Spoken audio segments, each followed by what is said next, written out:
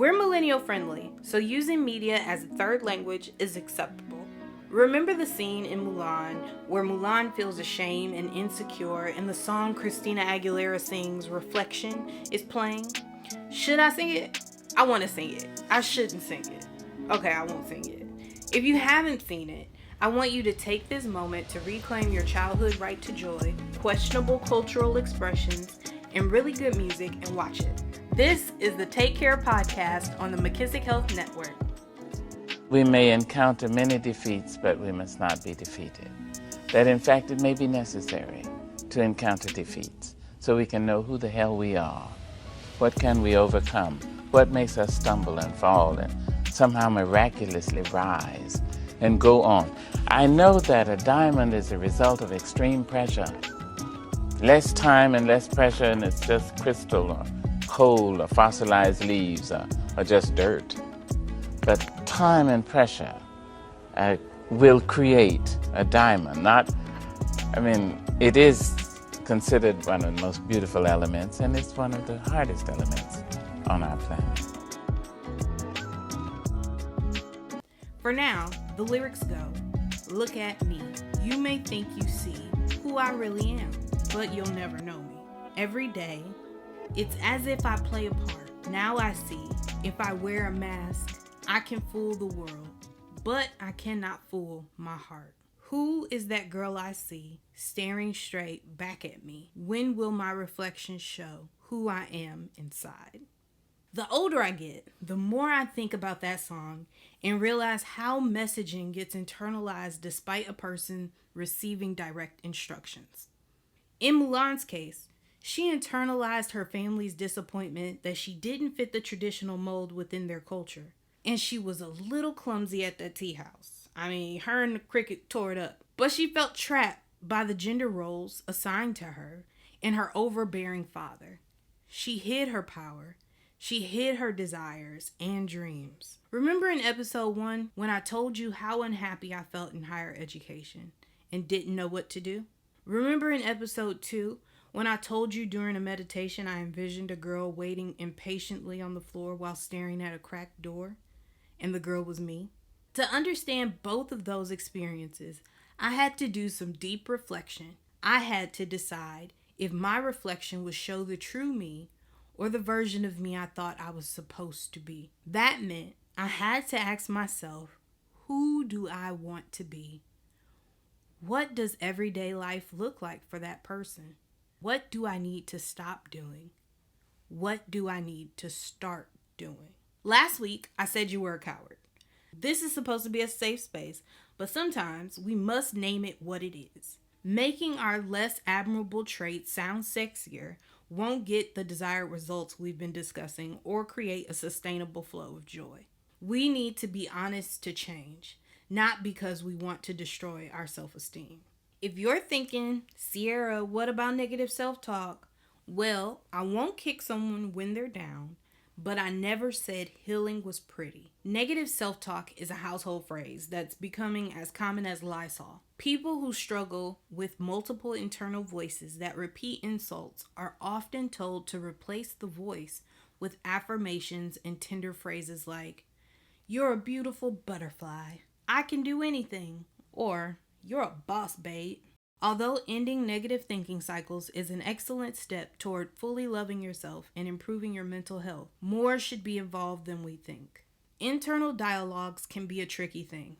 Just like you can convince yourself that you're too overweight to run a 4K, you can convince yourself that you are a wild cat. Trust me, there's a whole community. That's why it's important to understand the difference between telling yourself the truth and telling yourself what you want to hear, or being too nice to yourself. Don't get me wrong, being nice to yourself is important, but holding yourself accountable for your thought and action patterns is equally essential. For example, if a person with the health goal to improve their quality of life continues to eat unhealthy foods or skip the gym, they need to acknowledge their actions indicate a pattern of distrust and admit that perhaps they don't value their health as much as they claim. When our behaviors are connected to our values, we are more likely to follow through with action. Acceptance and commitment therapy teaches that although thoughts and feelings can be upsetting, they are temporary. No experience or emotion should be able to define the totality of your human experience. The step toward acceptance agrees that the thought or emotion is limited to the moment.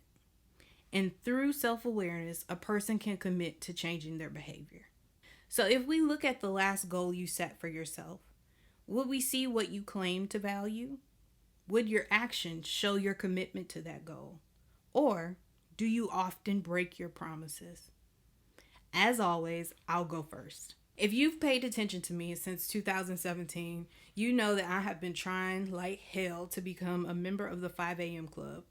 When you become an entrepreneur or listen to anyone labeled a guru, you often hear the narrative, successful CEOs get up early. I would set 3 alarms in the morning, one at 4:55, another at 5, and a reminder at 5:10. Although they made me aware that it was time to get up, I turned them all off without opening my eyes. After 4 years of failing at it, I decided it wasn't a behavior aligned with my values concerning time. I value my time in 3 ways. When I commit to something, I value my time in 3 ways. When I commit to something, I follow through on it. When I choose to be present, I remain undistracted and give the people I'm around my full attention. And lastly, I will not waste my time twice. None of that mentions being up at 5 a.m. every day. Once I admitted the behavior wasn't connected to my value, I could change it to a behavior that was. Since then, when I am working, I'm focused. I only agree to work when I feel ready to accomplish specific tasks, so I don't waste my time. These practices help me remain faithful to my values and have allowed me to become an entrepreneur on my terms. As youth, we spend much time exploring and explaining our preferences, but unfortunately, we live in a society that deems us picky or difficult when we maintain particular preferences as we age. This week, take time to think about the different things you like. Now, let's take a closer look at Mulan. Yes, I brought up the film for a reason. The movie's log line reads, "To save her father from death in the army, a young maiden secretly goes in his place and becomes one of China's greatest heroines in the process." It's easy to simplify this narrative to being self-sacrificial, although it's deeply troubling that that would be the storyline for a woman who becomes a great warrior. That is not what the movie is about to me. This movie is about a young woman who finds a way to empower herself and protect what matters to her, despite her disappointment and grief that her home has never felt emotionally safe. She frees herself and reveals her most authentic self by accepting who she is not and will never be. I've been using an arena as a metaphor for the mental world a person has to locate to engage in cognitive interventions.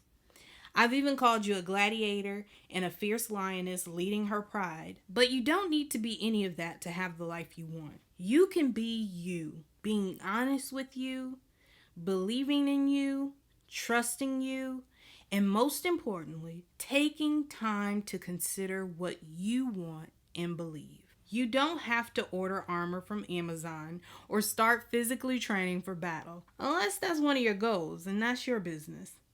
But you can look closely at your beliefs and actions and decide if the descriptions fit. You may have outgrown some of the behaviors you have always done, or the values from your youth need adjusting. The beautiful part about self-reflection is you don't have to do it alone. Although you are the primary subject, you can have the support of others who will remind you of who you are. I can't promise they will be as jazzy as Mushu, but someone who is a licensed therapist will help you unpack the challenges you want to address. I have a poll question. Have you seen a therapist? Share your answer in the poll on Spotify. If you're reading this article on Medium, leave me a comment with your answer. If you're listening via Apple Podcast, head to Instagram with a screenshot of the episode and tag me at SMX Coaching to tell me your answer. I want to know. See you again next week for another episode. Until then, take care. Like, comment, subscribe, share it with a friend. All the things. Y'all know how it go. I want a big life. I want to experience everything. I want to break every single rule there is. They say ambition is an unattractive trait in a woman. Maybe. But you know what's really unattractive? Waiting around for something to happen. Staring out a window thinking the life you should be living is out there somewhere, but not being willing to open the door and go get it, even if someone tells you you can't. Being a coward is only cute in The Wizard of Oz.